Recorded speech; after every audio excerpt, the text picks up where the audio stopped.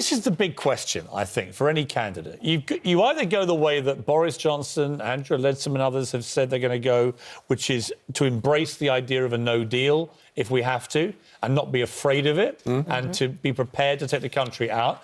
Or you take, as Sam Gyimah's doing, a position of we must have a second referendum. Or you take the Rory Stewart view, who's getting a lot of traction online with his videos and so on, but making the point that actually there is no political will in Parliament to allow a no deal to happen. So the best thing for the party, for any leader, is to try and work a way that Theresa May failed to do to get a better deal. Where do you sit? Well, I am, as you say, the Brexit minister. It's my job to make sure that the UK and government is ready to leave on the 31st of October in whatever way that has to happen. So I know that we are able, ready, to leave on the 31st of October with no deal, if that's what happens. Now, that's a really interesting thing you said, right? So the general mood has been that no deal would be a catastrophe for the country. I've made the point repeatedly that in the Euro debate, nearly 20 years ago, we were told that would be a catastrophe. We weren't members of the Euro. We weren't, and it was actually a good thing for us. So I'm very sceptical about the dire warnings. But you're the Brexit guy. Right? Exactly. And you are comfortable and confident that if we actually exit with no deal, we would be OK. Absolutely. So there are three phases, and this is how I would work it if I was leader. There is work to do between now and when the leadership campaign finishes, because there's like 6 weeks and we can't waste that work. So I'm going to continue doing the job that I am meant to be doing, which is making sure that we are ready to leave on the 31st of October with or without a deal. So that's point one. Point two. As soon as I'm in place as leader, you go straight to the Irish government first, because it is all about the Irish-UK border, and that cannot be resolved without the goodwill of the Irish government. What do you say to them? We've got to repair the relationship. We've got to remind each other, just like we did with the Good Friday Agreement, that there is a mutual interest in getting this resolved. How do you solve apparently what Tony Blair and John Major, who were very heavily involved in the peace process in Northern Ireland, Good Friday Agreement, have both said categorically there is no way to fix. Well, I fundamentally disagree with them. And actually, the letter that, I'm sorry to get techie, the letter that Task Force 50, amazingly named organisation within the EU that work on the Article 50, in the letter that they sent on the 11th of March, paragraph 2, it basically said the alternative arrangements for the Irish border will be the unlock to the backstop. So that's what we work on. But so that's phase two. We do not have the technology, do we, currently, to make sure that that is a seamless border, which it is currently within the EU? The technology is not the issue. The whole point, just like the Good Friday Agreement, this has got to be built on a foundation of goodwill between the UK and the Irish government. But that's if we where go to we've got a to work. no-deal That's where we've got to work. situation, and there are tariffs to be collected on goods, because we come out of single market and the customs union, we don't have all of that seamless trade. How do we stop erecting a hard border between Northern Ireland and Ireland to make sure that there isn't a breach of those? There are a number of ways, and we've been working these up with the alternative arrangements planning that we've been doing, and that involves things like customs checks away from the border. That includes information exchange from the UK government and the Irish government. There are ways of doing this. As you say, they are not fully in place yet, but that's where the work is over the summer. But then finally, and this is the really important part, on the 31st of October, that must be our last day in the European Union, because we've seen what's happening. I talk to businesses, they're saying this uncertainty is killing them. This constant drip feed of extensions. The uncertainty might be causing more damage than the reality. Well, and this is the thing, and when people say, oh, no-deal Brexit would be terrible, would be bad, what are they comparing that with? Because they shouldn't be comparing it with the reality that we had prior to the referendum. What they're saying, if they're not willing to vote for a deal, if they're not willing to leave without a deal, then what they're basically saying is that they don't want to leave the EU. And I think that the damage that would do to our democracy, to the faith and confidence in politics would be absolutely catastrophic. Plus, why should people, that would have an economic Now, what about you personally, right? Because if you want to be Prime Minister, we've got to know about what makes you different to the others. Sure. Right? Sell yourself to the nation. I mean, what is it about James Cleverly, aside from the torturous Brexit debating and so on, what is it about you that makes you think you're the right guy to be the leader? So a big part of it, Piers, is the fact I'm here this morning talking to you. And one of my frustrations is that the other, the people that are being described as the big beast, where are they? Where have they been over this last 12 Is Boris Johnson even 18 still months? alive or not? You know, and we did this last time. We took someone with a huge amount of cabinet experience, but who was not necessarily that comfortable being scrutinised by people like you and others in the media. Are you having a dig at Theresa May? No, I'm not. I'm just reminding everybody of where we were. And we put her into a job where actually being able to sell the message and communicate with the public was absolutely key. And on that metric, she fell over. And yet what we're seeing now is a leadership campaign where most of the alleged favourites are just keeping completely stum, and they have been over the last 12 months.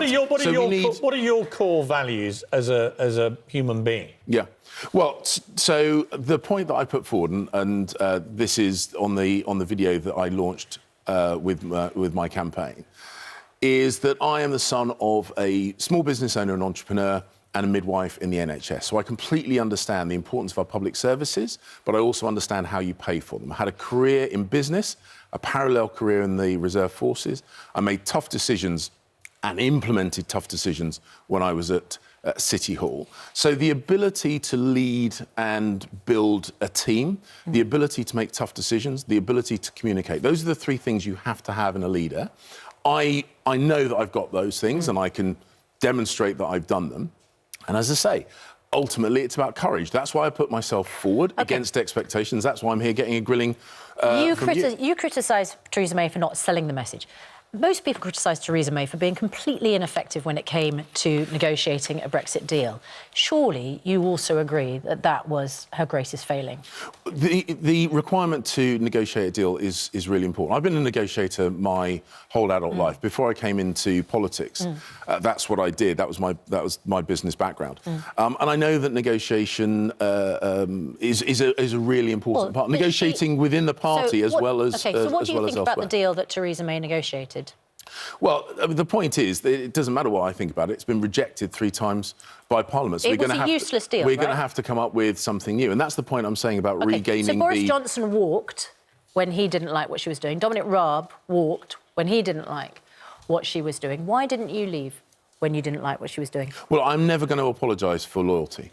My job as deputy chairman of the party during that time was to try and make sure that I did everything I could. So you'll stay loyal to someone even if you think they're not doing a good job? I was tasked with selling the work that other people were doing, some of those people that you mentioned. It was my job to sell the deal that was put forward, the deal that was being worked on by Cabinet. But what do you think of the deal? Was it a good deal? But the point I'm saying is I'm not going to apologise for being loyal, because if you aspire to a job where loyalty matters, you have to have displayed loyalty. Right, but there comes a point, Susanna said, when loyalty to a human being, Theresa May, your boss, who's now leaving, actually ought to be supplanted at some stage by reality and honesty about the best deal she managed to get, which by common consent was useless. And what people want to know from the next Tory leader is, do they genuinely believe that they can get a better deal with the EU? And if so, how? Well, as I've said, the alternative arrangements unlocks the backstop. The backstop was the real sticking point in that deal. By common consensus, that was the thing that really was not getting through the House of Commons. And actually, as I said, you rebuild good relations with the Irish government. You have a crack at trying to get some kind of movement on the agreement. But if you can't do that, and we've got to be realistic about this, it is going to be over the summer.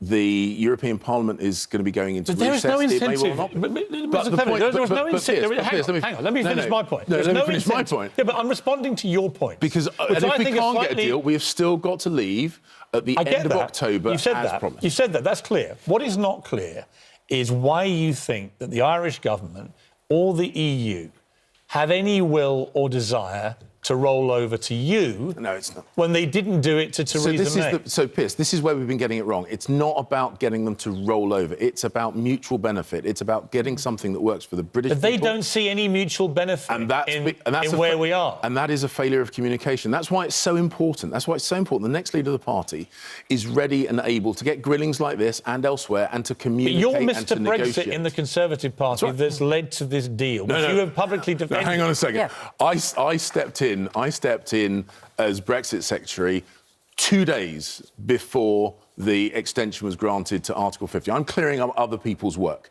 But the reason I stepped into Are you clearing up other people's mess? The reason I stepped into government is because in this role, it is my job to make sure that we can leave on the 31st of October. And that is why I stepped into the job, because I needed to believe that there was someone who was absolutely committed and passionate about Brexit in that role to make sure it happened. That's why I stepped forward. What is your view about Donald Trump's state visit? A lot of people refusing to go to the dinner, a lot of people saying he shouldn't be afforded a state visit. What is your view? He is the democratically elected leader of our closest single largest trading partner, single largest defence partner, single largest security partner. Levels of cultural exchange are huge. For us to be churlish towards the head of state, the elected head of state of our closest ally in the world, I think would be foolish beyond belief. That's very gracious of you, considering that he has practically endorsed one of your rivals, Boris Johnson, well, look, that's as up to a him. future Prime Minister. But as I'm saying, the simple fact of the matter is he is the head of state of our closest friends in the world who have stood shoulder to shoulder with the UK through some of our most challenging periods. Would you like his endorsement? I don't think it would either. I mean, he is he's a polarising character. I think it would impress as many people as it upset. And quite frankly, I am putting myself forward and I'm fighting on my own credentials rather than hoping to get... Rory Stewart has been getting lots of traction online for his videos as he tours the country. He came out with this startling revelation that he took opium in Iran. You admitted in a BBC interview in 2015 you took... marijuana, you dabbled in marijuana at university. In many states in America now, marijuana has been legalised. As someone who's taken marijuana, do you think it makes sense anymore to criminalise something, to put people in jail, potentially, for taking marijuana? Well, I do still think there is a very strong case for maintaining its criminality. I think we have to take a pragmatic approach, particularly with people that, have messed around and dabbled and probably don't really want to set them on a path to long-term criminality. But I also think that it would be quite damaging to decriminalise it, because you're still encouraging people to interact with criminals, because that's the only way you can get marijuana. Police don't want to be wasting... Police have said they don't want to be wasting time. Look, the police already... hoovering people on the streets for taking The police already have a very pragmatic approach to this. What they are concerned about is the suppliers, the people who are making the money from it, the people who are abusing position, the people who are sending children on county lines, drugs runs. Those are the people we should be focusing on, and that's how we should solve this problem, by closing off at source, rather than spending a disproportionate amount of police time on end users who may be not doing very much else, either dangerous or criminal. Back to President Trump for a moment. He said it's a mistake not to have Nigel Farage in the negotiations. Now, you're a big Brexiteer. You've got to credit Nigel Farage with having a huge role in this referendum result. Do you think he should be part of the negotiating team? No, it's the job of government to negotiate this, because, quite frankly, only government can speak with the authority to implement any decisions that's made. So, for example... President Trump's simply wrong. So, for example, someone from outside of government makes a promise to the EU or makes a promise to the Irish Parliament, that's not something that the UK government can be held account for. So it has to be the government's work. And that's why we need someone to lead the government who actually believes that Brexit is going to work, can make the case for it, as I did. I was one of the first to come. I came out to support Brexit in January 2016. Does personal morality matter in a leader? You have to be a credible leader. And I'm talking about personal morality, because Boris Johnson, the front runner, as everybody knows. I'm not going to start discussing other people's. Well, I'm just asking whether you think, as a general rule of thumb, our viewers entitled to look at potential leaders and assess their personal morality. Should it matter anymore? Well, if that's something that you want to discuss with one of the other leadership contenders, get them on the show, discuss it with them, because I'm here to talk about what I'm planning to do, the future of the country, making sure we've got good quality homes that people can afford. It's because people think, a lot of people who like Boris, a lot of people think he's sort of sleazy well, as I say, and immoral. Look, I'm not going to talk down or talk up any other candidates. I've got a plan. Well, to be fair, you did criticise them at the beginning of this interview by saying that some of them aren't willing to undergo interviews. Yeah, but that's a general point about the requirement of a future leader is someone who is both able and willing to communicate with people. What I'm not going to do is I'm not going to talk about any other individual candidates, because actually what this is about someone who can step in, deliver Brexit, and then have and communicate a vision for the country. If it's That's not what I'm you, who would you support? Me. That's always a good answer.